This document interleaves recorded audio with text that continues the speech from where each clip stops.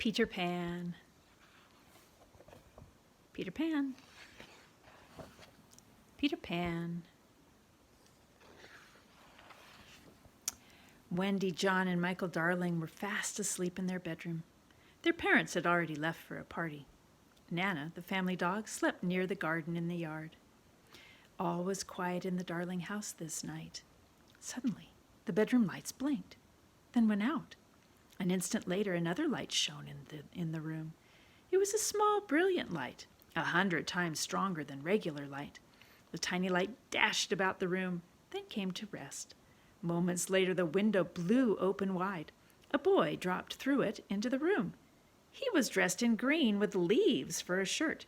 The tiny light dashed past the boy, flew about the room, and then disappeared inside a jug. "Tinker Bell," the boy called softly, "do come out and help me look for my shadow." A tiny tinkle of golden bells flowed from the jug, up from the jug.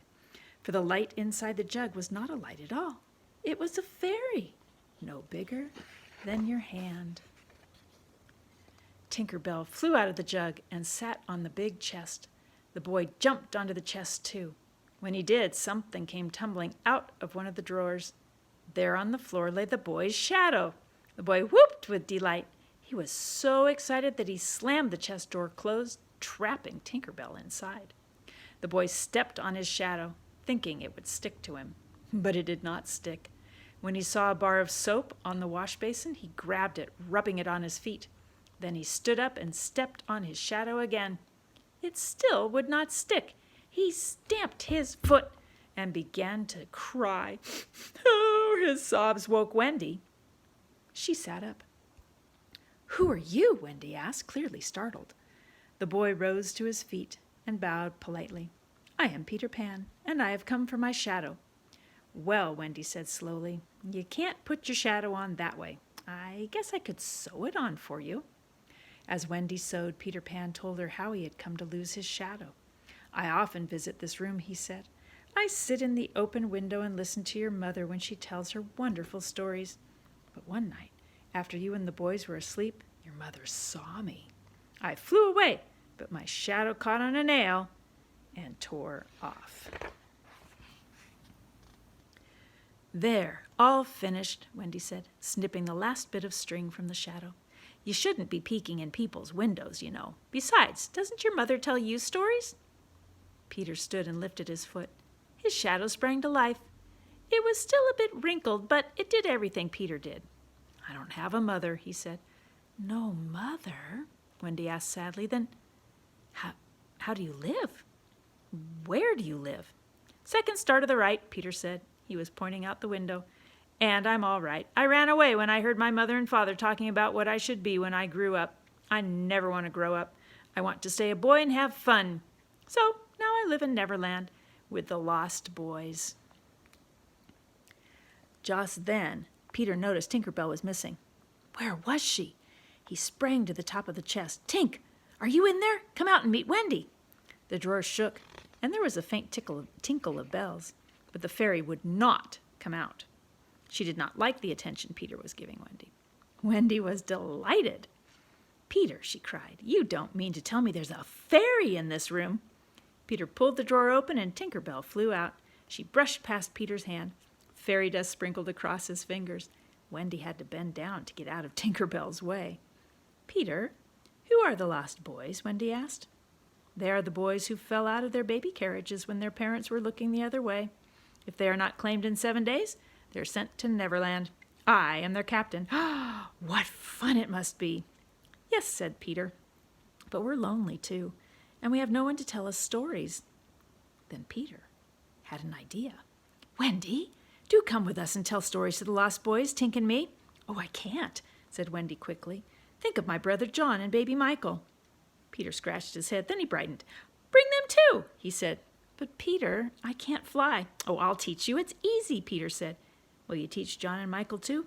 "Of course," Peter said. He sprang into the air.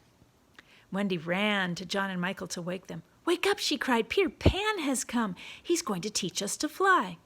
John rubbed his eyes and sat up. "I say, Peter, can you really fly?" Peter flew around the room. "Wow," said Michael. "Your turn," Peter said.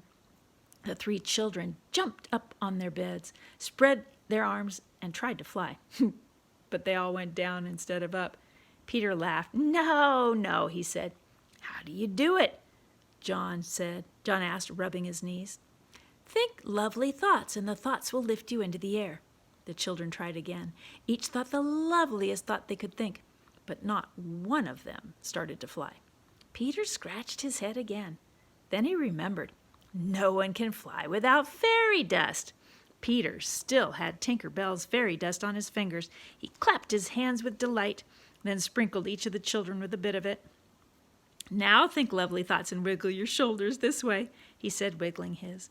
"And let go." Michael was the first to try. He thought of large ice cream cones and wiggled his shoulders.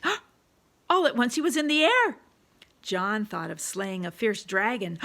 Suddenly he was in the air also. Wendy closed her eyes. She thought how lovely it would be to fly. When she opened her eyes, she was nearing the ceiling. "Look at us," they cried. Up and down and around they went, swooping, gliding, and giggling. "And now," said Peter, "are you ready to come with me to meet the lost boys of Neverland?" John and Michael looked at Wendy. She was the oldest of the Darling children. She made all the important decisions. "Do let's go, Wendy, please," John pleaded. "It does sound like fun." Yes, I want to go too," Michael added. Wendy hesitated.